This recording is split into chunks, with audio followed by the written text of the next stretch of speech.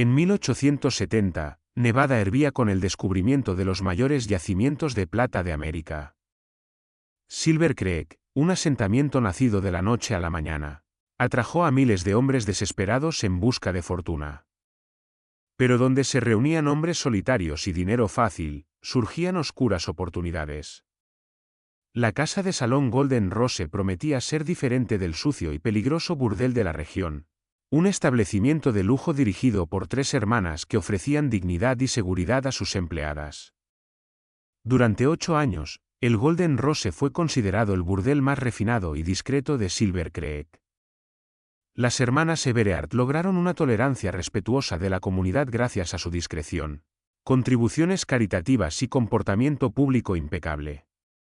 Era uno de los negocios más consolidados del pueblo, funcionando sin los escándalos ni disturbios que caracterizaban a otros establecimientos similares.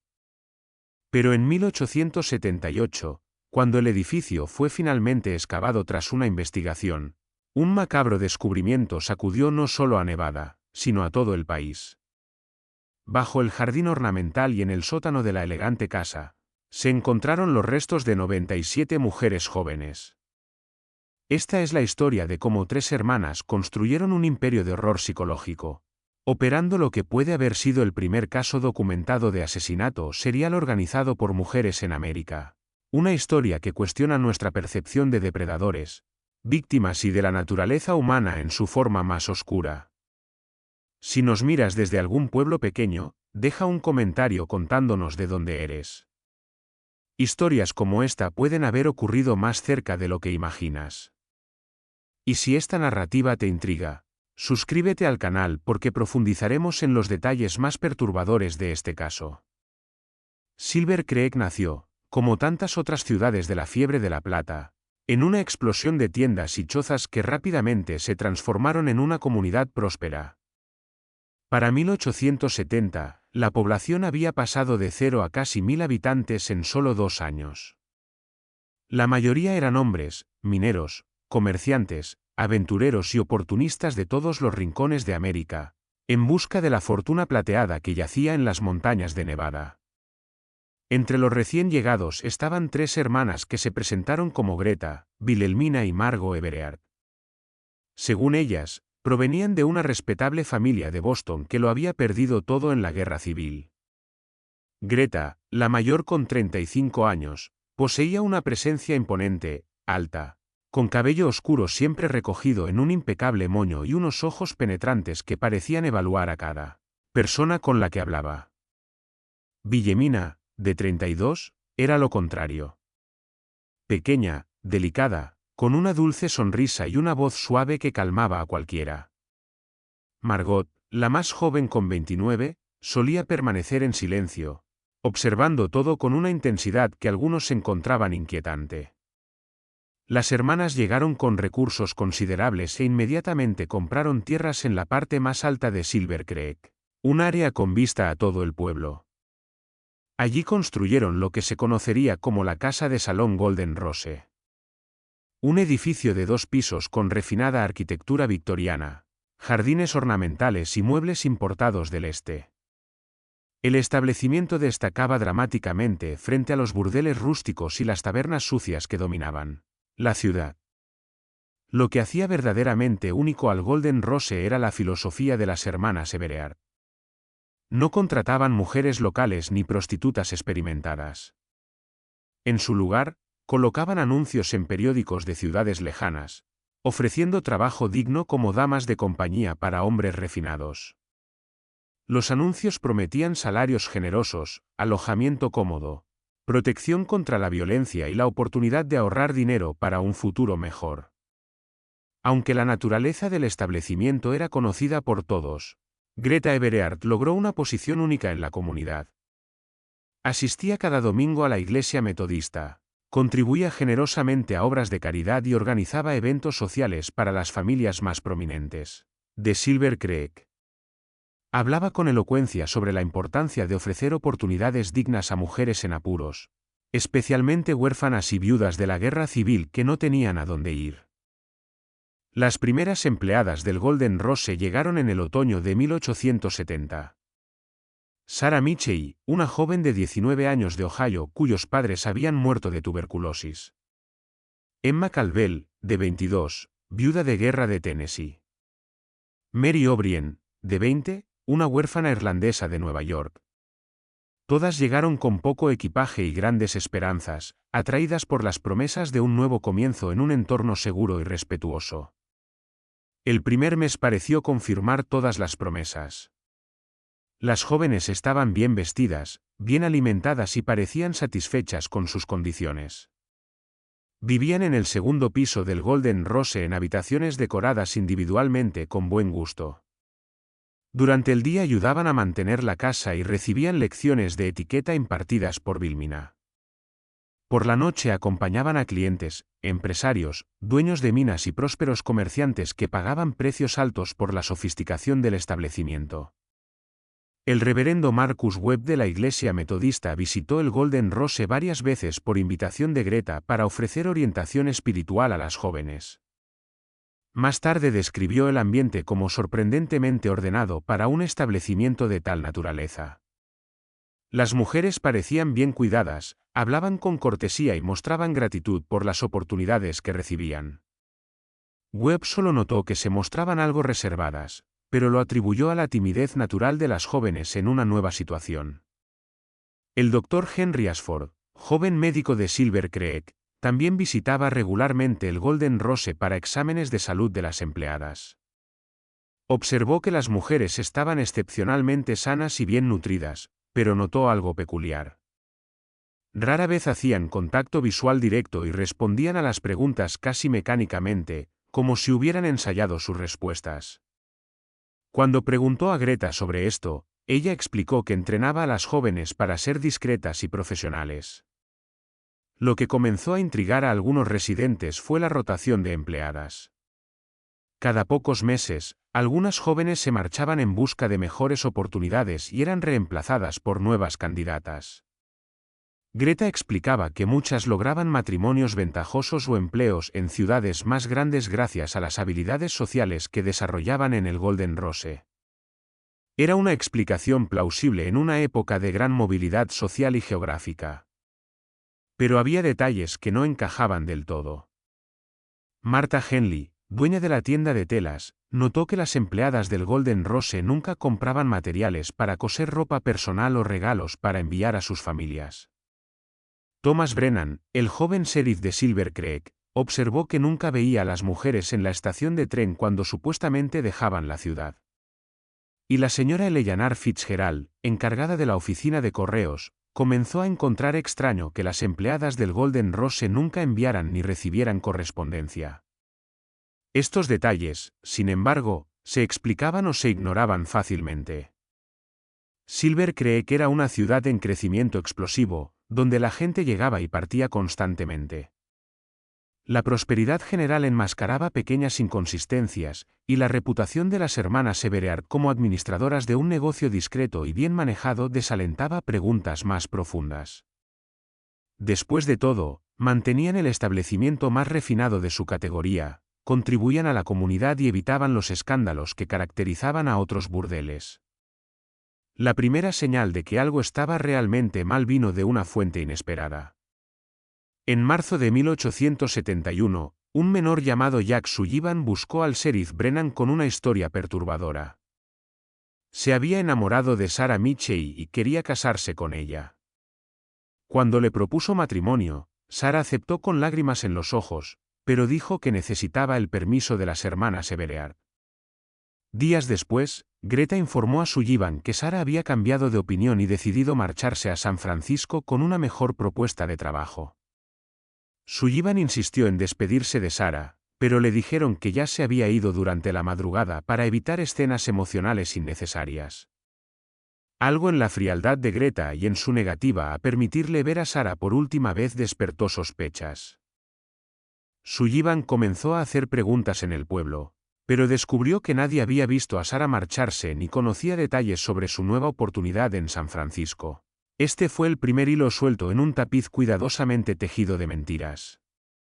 Pero en un pueblo donde la palabra de las hermanas Everard pesaba más que las sospechas de un joven enamorado, Las dudas de Sullivan fueron fácilmente desestimadas. El Golden Rose continuó funcionando con normalidad, recibiendo a nuevas jóvenes y manteniendo su reputación como un establecimiento refinado y bien administrado.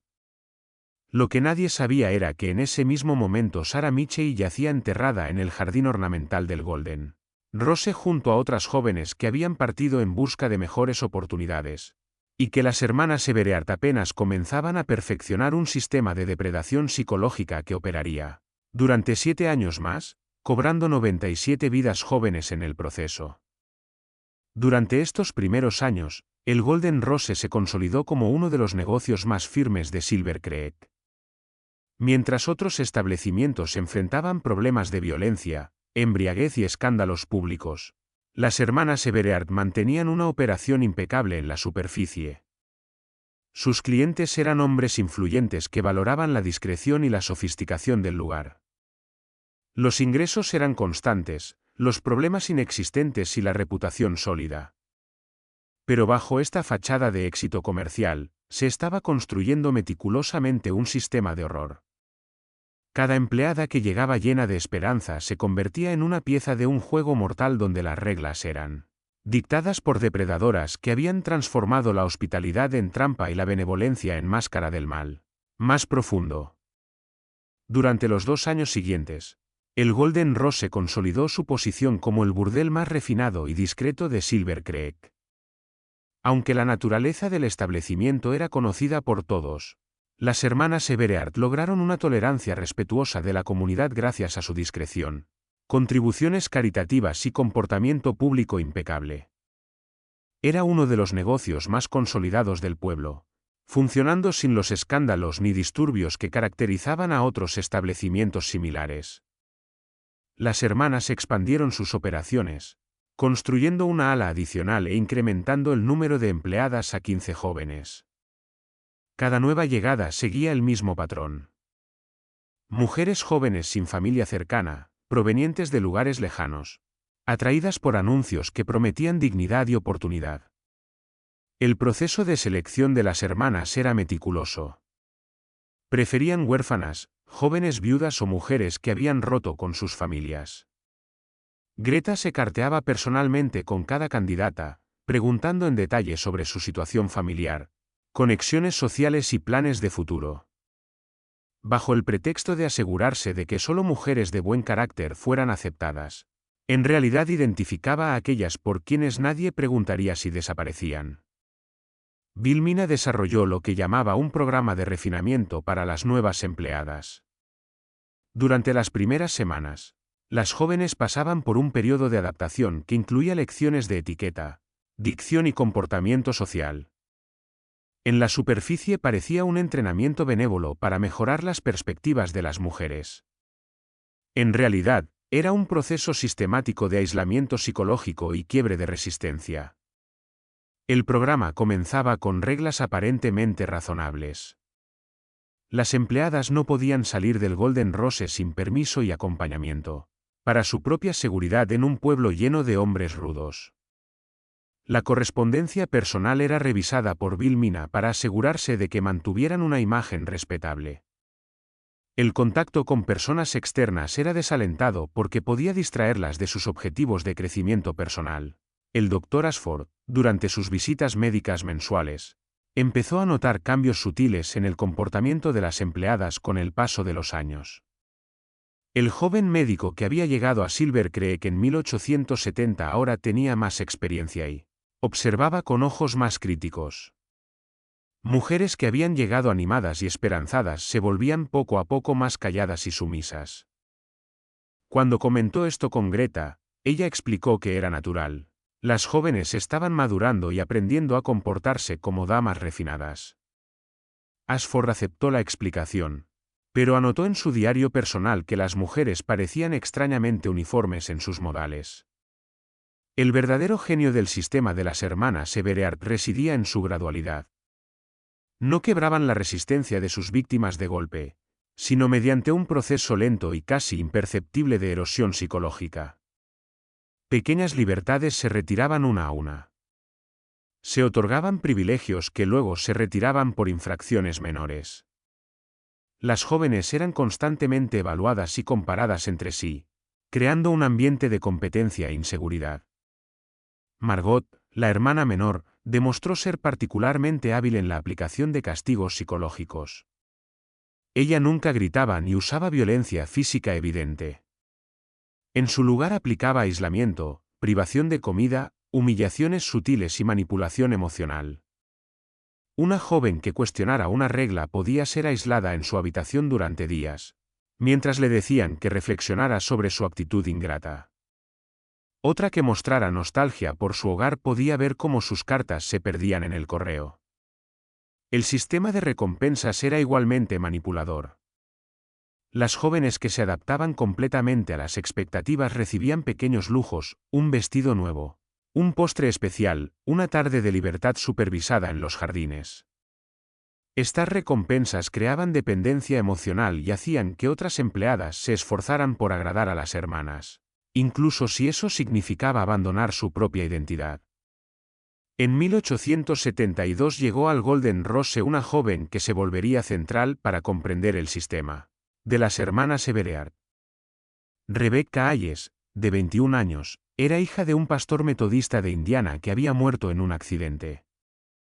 Inteligente y observadora, Rebecca mantuvo un diario secreto durante sus meses en el Golden Rose, un documento que sería descubierto décadas más tarde y aportaría inquietantes revelaciones sobre el funcionamiento del establecimiento. Las primeras entradas del diario de Rebecca eran optimistas. Describía el Golden Rose como elegante y bien organizado, y a las hermanas Evereard como mujeres refinadas con una preocupación genuina por el bienestar de sus empleadas. Pero gradualmente el tono cambió. Rebecca empezó a notar inconsistencias en las historias sobre las empleadas que habían partido en busca de mejores oportunidades. Observó que estas mujeres nunca se despedían personalmente y que sus pertenencias permanecían en las habitaciones durante semanas antes de desaparecer. Una entrada particularmente reveladora, fechada en septiembre de 1872, describía una conversación que Rebecca escuchó entre las hermanas. Wilhelmina dijo que Mary se estaba volviendo problemática y que quizá era hora de que se marchara. Greta respondió que esperaría hasta después de la visita del Dr. Ashford. Margot simplemente sonrió de esa manera extraña que me da escalofríos. No entiendo por qué Mary sería problemática. Siempre pareció una de las más obedientes. Rebecca también documentó el constante sistema de vigilancia en el Golden Rose. Las hermanas siempre sabían dónde estaba cada empleada y con quién hablaba. Las conversaciones privadas entre las jóvenes eran desalentadas y cualquier señal de conspiración o actitud negativa era castigada rápidamente. Se animaba a las empleadas a reportar el comportamiento inapropiado de las demás, creando un ambiente de desconfianza mutua. El aspecto más siniestro del sistema era cómo las hermanas identificaban cuando una empleada se estaba volviendo problemática. Las señales incluían hacer demasiadas preguntas sobre las que habían partido, expresar deseos de visitar a la familia, mostrar resistencia a las reglas, formar amistades cercanas con otras empleadas o evidenciar depresión o desesperanza. Irónicamente, tanto la sumisión total como la resistencia abierta podían resultar fatales. En octubre de 1872, Rebecca fue testigo de algo que la aterrorizó. Una empleada llamada Catherine Walsh había sido aislada en su habitación durante una semana por actitud irrespetuosa. Cuando Rebecca preguntó por Catherine, Wilhelmina dijo que había decidido marcharse durante la noche para reflexionar sobre sus elecciones en otro lugar. Pero Rebecca había oído a Catherine llorar en su habitación la noche anterior y sabía que no tenía dinero ni recursos para viajar. La última entrada del diario de Rebecca, fechada el 15 de noviembre de 1872, era desesperada. Estoy comenzando a entender que quizá ninguna de nosotras saldrá viva de aquí. Las hermanas no son benefactoras, son depredadoras. ¿Pero cómo puedo probarlo? ¿Cómo puedo escapar? Ellas controlan todo. Nuestro dinero, nuestra correspondencia, nuestros movimientos. Si intento huir y me atrapan, sé que seré la próxima en marcharme a por una mejor oportunidad. Dios ayúdame. Estoy atrapada en una pesadilla disfrazada de sueño. Rebecca Hayes desapareció 3 días después de esta entrada. Greta informó a las demás empleadas que Rebecca había recibido una propuesta de matrimonio de un comerciante de Denver y que se marchó de inmediato para no perder la oportunidad.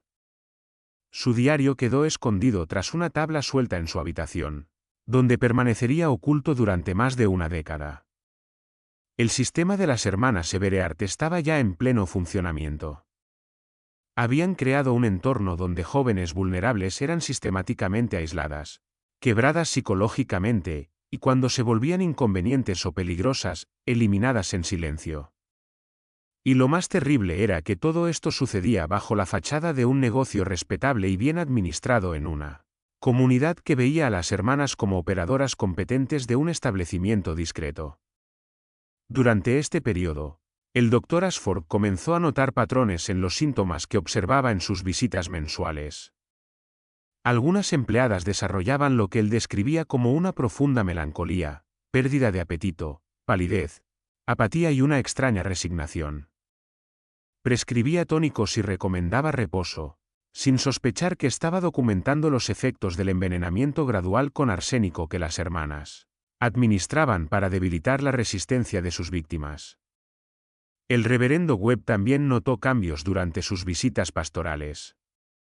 Las empleadas más antiguas parecían haber perdido la capacidad de reflexión personal genuina, respondiendo a preguntas espirituales con frases ensayadas y vacías.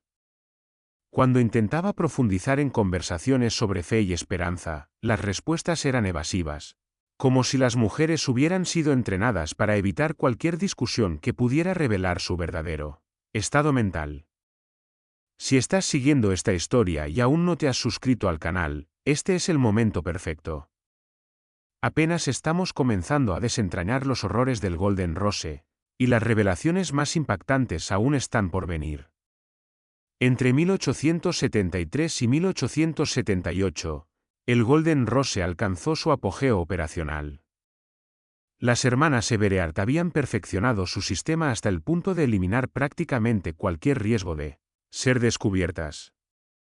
La rotación de empleadas se explicaba como un progreso natural, jóvenes que crecían profesionalmente y se marchaban hacia mejores oportunidades. La pequeña comunidad de Silver Creek no solo aceptaba esta narrativa, sino que la celebraba como prueba del éxito del programa de refinamiento de las hermanas. Pero comenzaron a surgir patrones para quienes eran lo bastante observadores. Thomas Brennan, ahora un sheriff experimentado tras 8 años en el cargo, llevaba registros meticulosos de todos los residentes de Silver Creek. Sus archivos mostraban que desde 1870 un número preocupante de jóvenes había salido del Golden Rose hacia diversos destinos. Sus primeros registros documentaban 23 salidas hasta 1875, pero sospechaba que el número real era mayor, ya que algunas empleadas podían haber llegado y marchado sin registro oficial.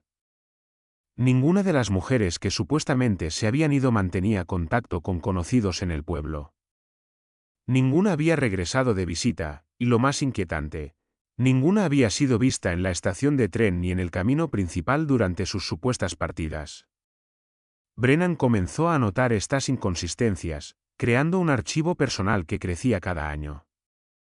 El Dr. Ashford, ya un médico experimentado tras años de práctica en Silver Creek, también empezó a notar patrones médicos inquietantes. Durante sus exámenes mensuales, observaba que ciertas empleadas desarrollaban síntomas específicos en las semanas previas a sus salidas: pérdida de peso dramática, palidez extrema, temblores en las manos y una profunda apatía que al principio atribuía a la ansiedad previa a un viaje. Cuando preguntaba a las hermanas por esto, ellas explicaban que era natural. Las jóvenes se ponían nerviosas antes de grandes cambios en la vida. El reverendo Webb hizo una observación particularmente perturbadora durante una visita pastoral en 1876. Notó que las empleadas más antiguas del Golden Rose parecían haber desarrollado una inquietante uniformidad espiritual. Todas hablaban de Dios y la providencia de formas casi idénticas, usando frases y expresiones que parecían ensayadas. Cuando intentaba mantener conversaciones más profundas sobre fe y esperanza, las respuestas eran evasivas y superficiales, como si las mujeres hubieran perdido la capacidad de reflexión genuina. La verdadera naturaleza del sistema de las hermanas Everard comenzó a revelarse a través de una fuente inesperada. En 1878, un pequeño incendio en el Golden Rose dañó parte de la oficina de Greta, obligándola a contratar a un carpintero local para las reparaciones. James Morrison, un artesano habilidoso, descubrió durante el trabajo una colección de documentos que Greta había intentado esconder apresuradamente. Morrison era un hombre sencillo pero alfabetizado. Los documentos que encontró lo dejaron profundamente perturbado. Eran archivos detallados sobre cada empleada que había pasado por el Golden Rose, con información muy por encima de lo que sería necesario para un negocio normal. Cada archivo incluía evaluaciones psicológicas detalladas, historial familiar completo, vulnerabilidades emocionales identificadas y, lo más siniestro, notas sobre niveles de resistencia y potencial de problema. Un archivo típico referido a una joven llamada Ellen Porter contenía observaciones como: huérfana desde los 14 años, sin familiares conocidos, personalidad sumisa pero con tendencia a la melancolía. Responde bien a la aprobación pero muestra apego excesivo a otras empleadas. Riesgo medio, monitorear interacciones sociales. El archivo terminaba con una anotación en tinta roja, resuelto. Noviembre 1877. Morrison encontró archivos de decenas de mujeres que supuestamente habían dejado el Golden Rose. Todos terminaban con la misma anotación en tinta roja, resuelto, seguido de una fecha. Las fechas correspondían exactamente a los periodos en que las empleadas supuestamente habían abandonado Silver Creek en busca de mejores oportunidades. Aún más perturbadores eran los documentos que detallaban lo que las hermanas llamaban el protocolo de transición. Era un manual meticuloso que describía cómo identificar a las empleadas que se volvían inadecuadas para el entorno, cómo aislarlas gradualmente de las demás, cómo preparar explicaciones convincentes para sus partidas y cómo finalizar la transición sin despertar sospechas. El protocolo revelaba la frialdad calculadora de las hermanas Everard. Habían categorizado a sus víctimas en tipos psicológicos y desarrollado estrategias específicas para cada categoría. Los tipos melancólicos eran aislados hasta desarrollar una depresión severa, momento en el que su partida repentina parecía una huida desesperada. Los tipos cuestionadores eran desacreditados poco a poco ante las demás empleadas antes de ser eliminados. Los tipos sociales eran separados de sus amigas y castigados por formar facciones antes de desaparecer. Morrison quedó paralizado por lo que había descubierto. Entendía que estaba frente a evidencia de múltiples asesinatos, pero también sabía que nadie le creería en contra de la palabra de las hermanas Everard, quienes operaban uno de los negocios más consolidados de Silver Creek. Decidió copiar en secreto los documentos más incriminatorios y acudir al sheriff Brennan con pruebas concretas. Cuando Morrison mostró los documentos a Brennan, el sheriff reaccionó inicialmente con escepticismo. Las hermanas Everard eran figuras establecidas en la comunidad, administradoras de un negocio discreto y generosas contribuyentes a obras de caridad. La idea de que fueran asesinas seriales parecía absurda, pero los documentos eran demasiado detallados para ser falsificaciones y coincidían perfectamente con los patrones que Brennan había observado a lo largo de los años.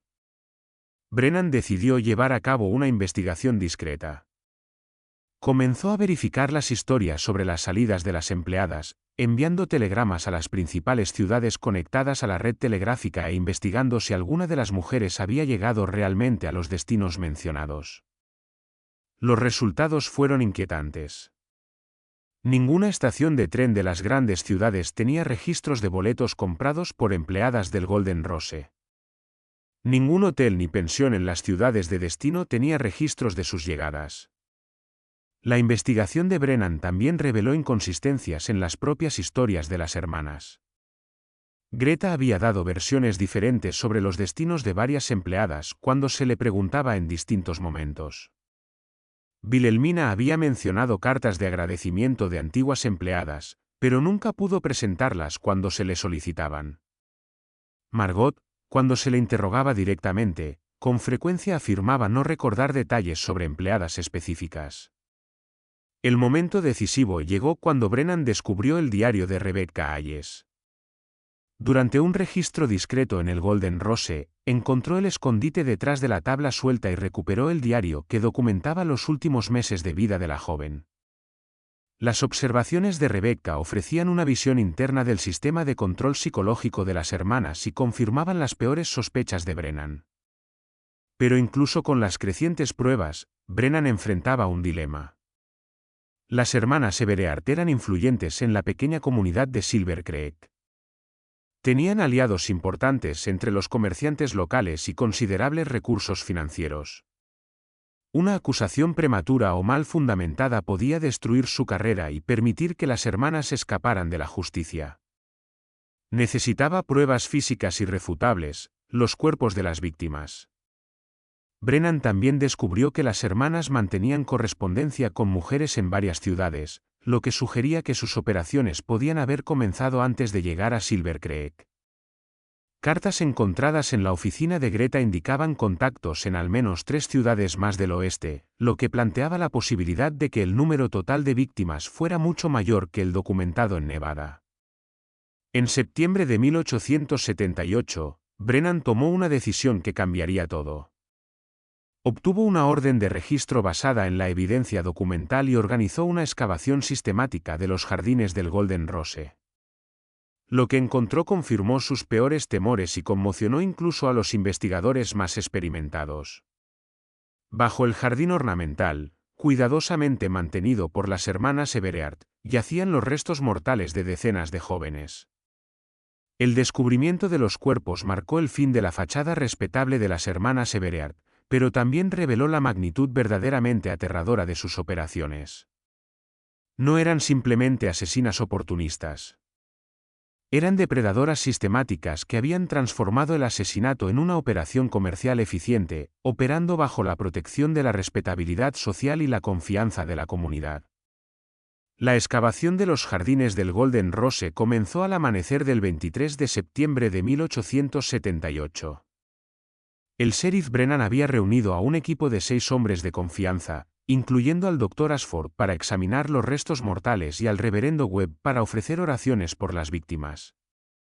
Lo que descubrieron en las primeras horas de excavación superó sus peores expectativas y reveló la verdadera dimensión de los horrores perpetrados por las hermanas Everard. Los primeros cuerpos fueron hallados a apenas 2 metros de profundidad, enterrados en fosas poco profundas bajo los rosales ornamentales que daban nombre al establecimiento. El Dr. Ashford, basándose en los síntomas que había observado en vida y en el estado de los restos, determinó que las víctimas habían muerto por estrangulamiento o envenenamiento. Aún más perturbador, muchos cuerpos fueron hallados con pequeños objetos personales. Collares con nombres grabados, anillos familiares, broches y medallas religiosas que las víctimas habían traído de sus vidas anteriores. A medida que continuaba la excavación, surgía un patrón macabro. Las hermanas Everard habían organizado su cementerio clandestino con la misma meticulosidad que aplicaban a todos los aspectos de sus operaciones. Los cuerpos estaban dispuestos en hileras ordenadas, cada uno marcado con una pequeña piedra numerada. Era como si mantuvieran un inventario de sus víctimas, tratando el asesinato como un asunto contable. En el sótano del Golden Rose, los investigadores hicieron descubrimientos aún más perturbadores. Detrás de una pared falsa encontraron una sala secreta que funcionaba como archivo y centro de operaciones de las hermanas. Las paredes estaban cubiertas con mapas que marcaban ciudades donde habían colocado anuncios de reclutamiento, listas de periódicos que publicaban sus avisos y calendarios detallados de sus operaciones. El archivo contenía correspondencia con cientos de jóvenes de todo el país. Las cartas revelaban cómo las hermanas seleccionaban a sus víctimas con precisión quirúrgica. Preferían huérfanas, jóvenes viudas sin hijos y mujeres que se habían distanciado de sus familias. Cada carta era analizada cuidadosamente para identificar vulnerabilidades emocionales y aislamiento social. Las mujeres con familias cercanas o fuertes conexiones sociales eran educadamente rechazadas. Aún más impactante fue el descubrimiento de que las hermanas Everard mantenían registros financieros detallados de sus operaciones. No solo obtenían ganancias de los servicios de las empleadas, sino también de sus pertenencias personales, que eran discretamente vendidas en ciudades lejanas. Joyas, vestidos finos y otros objetos de valor eran catalogados y vendidos a través de una red de contactos que las hermanas habían desarrollado a lo largo de los años. El Dr. Ashford hizo un descubrimiento médico que reveló otro aspecto siniestro de las operaciones. Basándose en los síntomas que había observado durante años de visitas médicas, concluyó que muchas víctimas habían sido envenenadas gradualmente con arsénico, una sustancia que las hermanas administraban en pequeñas dosis para debilitar la resistencia física y mental de las empleadas. Esto explicaba la depresión y los síntomas de apatía que él había observado en las semanas previas a las supuestas partidas de las jóvenes. El reverendo Webb encontró algo que lo perturbó profundamente como hombre de fe. Entre los documentos estaba un diario llevado por Wilhelmina donde detallaba sus técnicas de manipulación psicológica. Había estudiado psicología y religión específicamente para desarrollar métodos más efectivos de control mental. El diario contenía observaciones como: la culpa religiosa es particularmente efectiva con huérfanas católicas y el aislamiento seguido de falsa compasión rompe la resistencia más rápido que el castigo directo. Los investigadores también descubrieron que las hermanas habían desarrollado identidades falsas y rutas de escape en caso de ser descubiertas. Mantenían documentos falsificados, dinero escondido y contactos en otras ciudades que podían ayudarlas a desaparecer. El plan era meticuloso y sugería que siempre supieron que sus operaciones eventualmente serían descubiertas. Pero el hallazgo más perturbador se produjo cuando los investigadores encontraron lo que las hermanas llamaban el archivo de desarrollo. Era una colección de fotografías y dibujos que documentaban el deterioro físico y mental de sus víctimas. Con el tiempo, las hermanas habían registrado sistemáticamente cómo el aislamiento, la manipulación y el envenenamiento gradual transformaban a jóvenes vibrantes en sombras apáticas de sí mismas. Las fotografías mostraban la misma terrible progresión en docenas de víctimas. Las imágenes iniciales mostraban jóvenes sonrientes y esperanzadas. Las fotografías posteriores revelaban pérdida de peso gradual, miradas vacías y posturas sumisas. Las imágenes finales de cada serie mostraban mujeres que parecían haber perdido por completo la voluntad de vivir, exactamente el estado que las hermanas deseaban antes de finalizar la transición. La investigación reveló que las hermanas Everard no eran simplemente asesinas, sino investigadoras sádicas que estudiaban los efectos de distintas formas de tortura psicológica. Experimentaban con técnicas de aislamiento, privación sensorial, manipulación emocional y condicionamiento conductual. Cada víctima era un experimento, cada muerte una conclusión de investigación. Entre los documentos más impactantes estaba la correspondencia que revelaba que las hermanas habían operado esquemas similares en al menos 3 ciudades antes de llegar a Silver Creek. Cartas de asociados en Colorado, California y Oregón sugerían una red de operaciones que pudo haber resultado en cientos de muertes durante una década. Cuando la noticia del hallazgo se difundió por la pequeña Silver Creek, la reacción de la comunidad fue de shock y negación.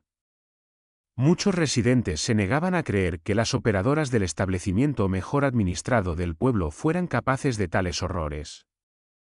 Algunos sugerían que los cuerpos pertenecían a prostitutas que habían muerto por enfermedad o accidentes. Otros afirmaban que las pruebas habían sido plantadas por enemigos de las hermanas, pero la evidencia era irrefutable.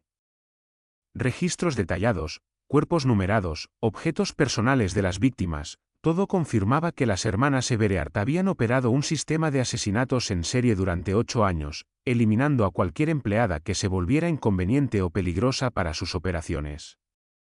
El recuento final fue devastador. Se encontraron 97 cuerpos en los jardines y el sótano del Golden Rose. 97 jóvenes que habían llegado a Silver Creek buscando una vida mejor y solo encontraron la muerte a manos de depredadoras disfrazadas de benefactoras. Fue uno de los casos de asesinato en serie más extensos jamás documentados en Estados Unidos, perpetrado por mujeres que la sociedad consideraba incapaces de tal violencia. El doctor Ashford, examinando los restos mortales, descubrió evidencia de que algunas víctimas habían intentado resistirse o escapar. Huesos rotos indicaban violencia física cuando el control psicológico fallaba. Marcas en las muñecas sugerían que algunas mujeres habían sido atadas. El hallazgo más perturbador fue un esqueleto encontrado en una posición que sugería que la víctima había sido enterrada viva. El reverendo Webb, catalogando los objetos personales encontrados con los cuerpos, descubrió cartas nunca enviadas escondidas en pequeñas cajas enterradas con algunas víctimas. Estas cartas, escritas en los últimos momentos de vida de las jóvenes, contenían súplicas desesperadas de ayuda y confesiones de terror. Una carta escrita por una joven llamada Margaret Sullivan decía: «Si alguien encuentra esto, sepan que las hermanas Everard son demonios disfrazados de ángeles. Nos matan lentamente, robando nuestras almas antes de quitarnos la vida». Pero cuando los investigadores fueron a arrestar a las hermanas Everard, descubrieron que habían desaparecido. El Golden Rose estaba vacío, abandonado como si sus dueñas se hubieran evaporado. La caza de las criminales más buscadas de Estados Unidos apenas comenzaba. El descubrimiento de que las hermanas Everard habían huido desató la mayor cacería humana en la historia de Nevada hasta ese momento. El sheriff Brennan envió de inmediato telegramas a las autoridades de las principales ciudades conectadas a la red telegráfica, proporcionando descripciones detalladas de las 3 mujeres y advirtiendo sobre su peligro extremo. Pero las hermanas habían planeado su escape con la misma meticulosidad que aplicaban a sus asesinatos y parecían haber desaparecido por completo. La investigación del escape reveló que las hermanas habían comenzado a preparar su huida semanas antes del descubrimiento de los cuerpos. Los residentes locales reportaron actividad nocturna inusual en el Golden Rose, con carretas que llegaban y salían durante las primeras horas de la mañana. El banco local confirmó que Greta había retirado grandes sumas de dinero en semanas anteriores, alegando que invertía en mejoras del establecimiento. El doctor Ashford hizo un descubrimiento perturbador al examinar las habitaciones abandonadas de las hermanas. Wilhelmina había dejado un diario personal que revelaba aspectos aún más oscuros de su personalidad. Las entradas mostraban que veía a sus víctimas no como seres humanos, sino como especímenes para sus experimentos psicológicos. Una entrada particularmente impactante decía: «Sara demostró una resistencia excepcional al aislamiento. Aumenté la dosis de arsénico y observé un deterioro acelerado. Resultados satisfactorios obtenidos en 12 días».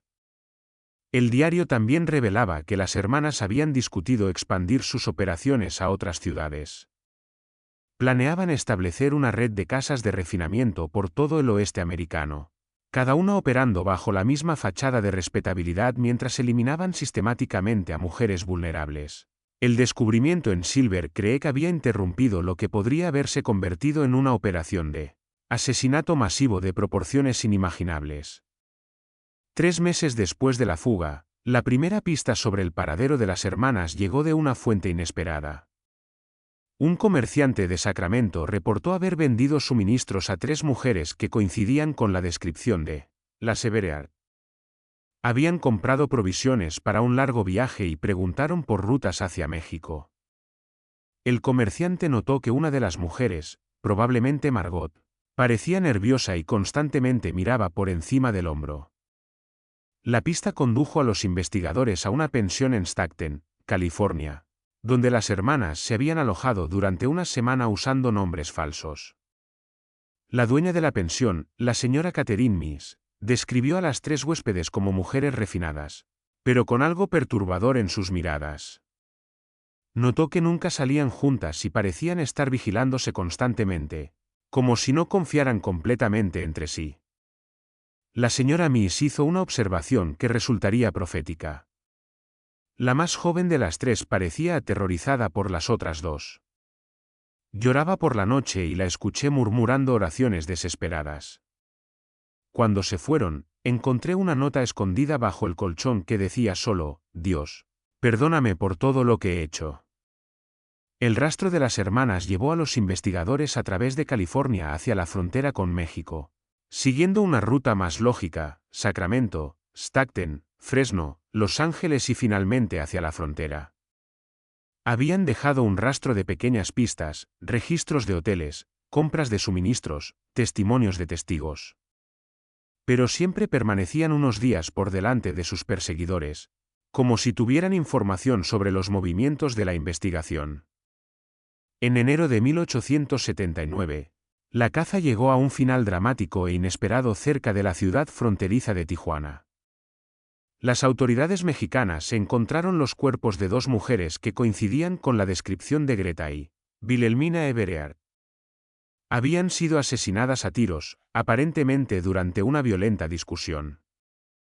Cerca de los cuerpos se encontraba una tercera mujer, gravemente herida pero aún con vida, Margot Everett. Margot fue llevada a un hospital en San Diego, donde permaneció bajo custodia policial mientras se recuperaba de sus heridas. Durante su periodo de convalecencia, hizo confesiones revelando detalles aún más perturbadores sobre las operaciones del Golden Rose. Según Margot, el sistema de asesinatos había sido concebido en su totalidad por Greta, quien poseía una inteligencia fría y calculadora que impresionaba incluso a sus hermanas. Wilhelmina, reveló Margot, era la verdadera sádica del trío. Obtenía placer genuino del sufrimiento psicológico de las víctimas y a menudo prolongaba el proceso de quiebre, mucho más allá de lo necesario para sus operaciones. Margot afirmó que ella misma había sido coaccionada a participar en los asesinatos mediante chantaje y amenazas de sus hermanas mayores. Las confesiones de Margot revelaron que las hermanas habían comenzado sus actividades criminales mucho antes de llegar a Silver Creek. Habían operado esquemas similares, aunque a menor escala, en al menos 3 ciudades más. El número total de víctimas podría ser mucho mayor que las 97 encontradas en Nevada. Margot también reveló el motivo de la discusión fatal que resultó en la muerte de sus hermanas. Greta y Wilhelmina planeaban continuar sus operaciones en México, estableciendo una nueva casa de refinamiento en una ciudad donde las autoridades pudieran ser fácilmente corrompidas. Margot, atormentada por la culpa y el miedo, había amenazado con entregarse a las autoridades estadounidenses. La discusión escaló a violencia cuando Greta intentó matar a Margot para silenciarla permanentemente. Durante el tiroteo, Margot logró matar a sus 2 hermanas en defensa propia, pero resultó gravemente herida en el proceso. Afirmó que sus últimos pensamientos antes de perder el conocimiento fueron de alivio. Finalmente, la pesadilla había terminado. Margot también reveló detalles sobre cómo las hermanas habían desarrollado sus métodos a lo largo de los años. Comenzaron con solo 1 o 2 muertes por año en sus operaciones anteriores, pero gradualmente aumentaron la escala a medida que perfeccionaban sus técnicas. En Silver Creek, habían alcanzado lo que Greta llamaba máxima eficiencia operativa, eliminando un promedio de 12 víctimas por año sin levantar sospechas. El juicio de Margot Everett en 1879 fue uno de los más sensacionales en la historia de California, debido a que los crímenes habían ocurrido en Nevada. Fue extraditada para enfrentar la justicia en el estado donde sucedieron los asesinatos. El juicio en Carson City atrajo atención nacional, con periodistas de todo el país cubriendo el caso de la hermana asesina arrepentida. Margot fue acusada de complicidad en 97 asesinatos, pero su defensa argumentó que había sido coaccionada y manipulada por sus hermanas mayores. Testigos describieron a Margot como la más reacia del trío, a menudo vista llorando después de los asesinatos. Su abogado presentó evidencia de que había intentado salvar a algunas víctimas, advirtiéndoles discretamente del peligro, aunque sin éxito. Durante el juicio, Margot proporcionó detalles horribles sobre los métodos de sus hermanas. Describió cómo Greta había desarrollado un sistema de puntuación para evaluar el riesgo que cada empleada representaba. Las mujeres que hacían demasiadas preguntas, mostraban signos de resistencia o formaban vínculos emocionales fuertes con otras empleadas recibían puntuaciones altas y eran marcadas para eliminación. Wilhelmina, según Margot, había creado lo que llamaba el protocolo de despedida, un proceso de 3 semanas que preparaba psicológicamente a las víctimas para la muerte. El protocolo incluía aislamiento gradual, reducción de la alimentación, Administración de arsénico en dosis crecientes y manipulación emocional para inducir desesperación. El objetivo era que las víctimas perdieran completamente la voluntad de vivir antes de ser asesinadas. El aspecto más perturbador revelado durante el juicio fue que las hermanas mantenían registros detallados no solo de sus víctimas, sino también de sus técnicas de asesinato. Experimentaban con distintos métodos: estrangulamiento, envenenamiento, ahogamiento en bañeras, y documentaban cuál era más eficiente y menos probable de dejar evidencia. Margot también reveló que las hermanas habían desarrollado una red de contactos en varias ciudades que les ayudaban a eliminar pruebas y establecer coartadas. Algunos de estos contactos eran otros criminales, pero otros eran ciudadanos respetables que habían sido chantajeados o corrompidos. El descubrimiento de esta red condujo a varios arrestos adicionales en 3 estados. El jurado, tras deliberar durante 3 días, alcanzó un veredicto complejo. Margot fue encontrada culpable de complicidad en asesinato, pero recibió una sentencia relativamente ligera de 25 años de prisión debido a circunstancias atenuantes y su cooperación con las autoridades. El juez declaró que, si bien era culpable de participar en los crímenes, había evidencia suficiente de que también había sido, en cierto sentido, víctima de sus hermanas mayores. Margot cumplió 18 años antes de ser liberada por buen comportamiento en 1897. Durante su encarcelamiento, se convirtió en cristiana devota y trabajó como enfermera en la enfermería de la prisión. Los guardias y otros prisioneros la describieron como una mujer genuinamente arrepentida que dedicaba cada día a la penitencia por sus crímenes. Tras su liberación, Margot Everard desapareció por completo de la vida pública.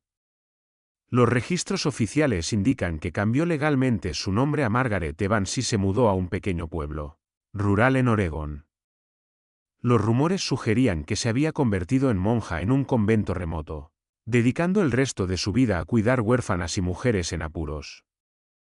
Otros relatos afirmaban que se había establecido como maestra en una escuela rural, donde era conocida por su especial bondad hacia los niños que habían perdido a sus padres. Independientemente de cuál versión fuera cierta, todos los relatos coincidían en que vivió como reclusa, atormentada por la culpa hasta su muerte natural en 1923. El Golden Rose fue demolido en 1885, 7 años después del descubrimiento de los cuerpos. Silver Creek nunca se recuperó completamente del escándalo. La población disminuyó drásticamente a medida que las familias se mudaban, avergonzadas de haber sido engañadas por las hermanas Everard. Muchos negocios cerraron y la minería de plata en sí misma entró en declive en la región. El sitio donde se encontraba el establecimiento permaneció vacío durante décadas, considerado maldito por los residentes locales. Varios intentos de construir nuevas estructuras en el terreno fracasaron debido a extraños accidentes y la negativa de los trabajadores a continuar los proyectos. Eventualmente, el área fue transformada en un pequeño parque conmemorativo. Las 97 víctimas de las hermanas Everard fueron enterradas en un cementerio especial construido con donaciones de la comunidad y de personas de todo el país que se habían conmovido por el caso. Cada tumba recibió una lápida con el nombre de la víctima y la inscripción: perdidas pero no olvidadas. El cementerio se convirtió en un lugar de peregrinación para familias que habían perdido hijas en circunstancias misteriosas, muchos con la esperanza de encontrar respuestas que nunca llegarían. El caso de las hermanas Everard estableció precedentes importantes en la investigación criminal y en la comprensión de asesinos en serie. Fue uno de los primeros casos documentados de mujeres operando como depredadoras sistemáticas, desafiando las percepciones sociales sobre género y violencia. También demostró cómo la respetabilidad social y la posición en la comunidad podían usarse como disfraz para los crímenes más atroces. La investigación condujo a cambios significativos en las leyes sobre establecimientos de entretenimiento y la protección de mujeres vulnerables. Nuevas regulaciones requerían registros más detallados de empleadas, inspecciones regulares por parte de las autoridades y sistemas de comunicación para que las mujeres pudieran mantener contacto con sus familias. El Dr. Ashford, profundamente afectado por su participación involuntaria en los crímenes, dedicó el resto de su carrera al estudio del envenenamiento y desarrolló algunos de los primeros protocolos para detectar arsénico en pacientes vivos. Su trabajo salvó innumerables vidas y sentó las bases de la toxicología forense moderna. El reverendo Webb dejó la Iglesia Metodista de Silver Creek y se convirtió en defensor de los derechos de las mujeres, viajando por el país para hablar sobre los peligros que enfrentaban las mujeres vulnerables y la necesidad de protección social. Estableció varios refugios para mujeres en apuros, siempre con sistemas de supervisión rigurosos para prevenir que depredadores se infiltraran. Pero quizás el legado más inquietante del caso es la pregunta que plantea sobre cuántas otras operaciones similares pudieron existir sin ser jamás descubiertas. En una era de gran movilidad social y comunicación limitada, ¿cuántas jóvenes desaparecieron en circunstancias similares? ¿Cuántos otros establecimientos respetables ocultaban horrores inimaginables? Investigaciones posteriores revelaron que al menos 6 otros casos sospechosos en diferentes estados pudieron haber involucrado métodos similares a los de las hermanas Everard. Aunque nunca se resolvieron completamente, estos casos sugerían que las hermanas pudieron haber inspirado imitadores o que una red más amplia de depredadores operaba bajo disfraces similares. La historia de las hermanas Everard y del Golden Rose sigue siendo uno de los casos más perturbadores de depredación sistemática en la historia estadounidense. 97 jóvenes perdieron la vida a manos de asesinas que transformaron la hospitalidad en una trampa mortal y la respetabilidad en un disfraz para horrores inimaginables. Lo que hace que este caso sea particularmente inquietante no es solo la magnitud de los asesinatos, sino la frialdad calculada con la que fueron ejecutados. Las hermanas Everard no eran asesinas impulsivas impulsadas por la pasión o la locura. Eran depredadoras metódicas que estudiaban, planeaban y perfeccionaban sus métodos durante años. Transformaron el asesinato en una operación comercial, tratando las vidas humanas como mercancías para ser explotadas y desechadas. Pero quizás la lección más importante de esta tragedia es cómo expone nuestra tendencia a confiar en las apariencias y en las posiciones sociales. Las hermanas Everard lograron operar durante 8 años porque la sociedad no podía concebir que las operadoras de un negocio bien gestionado y contribuyentes a la comunidad fueran capaces de tales horrores. Esta ceguera social les permitió continuar sus operaciones mucho más allá de lo que debería haber sido posible. Hoy, cuando escuchamos sobre jóvenes desapareciendo en circunstancias misteriosas, cuando vemos establecimientos que prometen oportunidades a personas vulnerables, cuando encontramos figuras respetables que parecen demasiado buenas para ser verdad, tal vez deberíamos recordar a las hermanas Everard. Recordar que el mal más peligroso a menudo viste la máscara de la virtud y que nuestra compasión y confianza, aunque virtudes esenciales, también pueden ser explotadas por quienes ven la bondad humana como una debilidad para manipular. Las 97 jóvenes que murieron en el Golden Rose no fueron solo víctimas de asesinas. Fueron víctimas de un sistema social que falló en proteger a los vulnerables y permitió que depredadores operaran bajo la protección de la respetabilidad. Sus muertes nos recuerdan que la vigilancia constante y la protección de los más vulnerables no son solo responsabilidades legales, sino imperativos morales que toda sociedad debe asumir. El cementerio donde fueron enterradas las víctimas aún existe hoy. Aunque Silver Creek se convirtió en un pueblo fantasma décadas después del escándalo, las lápidas, desgastadas por el tiempo y el clima del desierto de Nevada, todavía llevan los nombres de las jóvenes que vinieron al oeste buscando sueños y solo encontraron pesadillas. Los visitantes ocasionales reportan una profunda tristeza que impregna el lugar, como si el aire mismo todavía llevara ecos de vidas interrumpidas prematuramente. Los estudios criminológicos modernos clasifican a las hermanas Everard como uno de los primeros casos documentados de asesinas en serie organizadas, depredadoras que transforman el asesinato en una operación sistemática con motivaciones tanto psicológicas como financieras. Su caso se estudia en políticas y cursos de psicología criminal como ejemplo de cómo los depredadores pueden usar instituciones sociales respetables como camuflaje para actividades criminales. Pero más allá del interés académico, la historia del Golden Rose sigue siendo un recordatorio inquietante de que el horror más profundo a menudo no surge de monstruos evidentes, sino de personas que logran ocultar su verdadera naturaleza detrás de sonrisas cálidas, promesas tentadoras e impecables reputaciones. Es una historia que nos obliga a cuestionar nuestras propias percepciones sobre el bien y el mal, sobre la confianza y la sospecha, sobre la naturaleza humana en sus manifestaciones más oscuras. Y quizás, en algún lugar de las vastas extensiones del oeste estadounidense, secretos enterrados todavía esperan ser descubiertos, otras casas respetables con jardines bien cuidados, otros establecimientos que prometen oportunidades a los desesperados, otros depredadores que aprendieron de las hermanas Everard que el mejor camuflaje para el mal es la apariencia del bien. La historia de las hermanas Everard termina, pero las preguntas que plantea permanecen eternamente relevantes. ¿Cómo protegemos a los vulnerables? ¿Cómo identificamos a los depredadores disfrazados? ¿Y cómo aseguramos que tragedias como la del Golden Rose nunca se repitan en la silenciosa oscuridad de la respetabilidad social? Estas son preguntas que cada generación debe responder, porque el precio del olvido puede medirse en vidas jóvenes perdidas y sueños enterrados en jardines ornamentales, que ocultan horrores inimaginables. ¿Te hizo esta historia cuestionar cuántos depredadores podrían estar escondidos detrás de fachadas respetables hoy? Comparte tus pensamientos en los comentarios.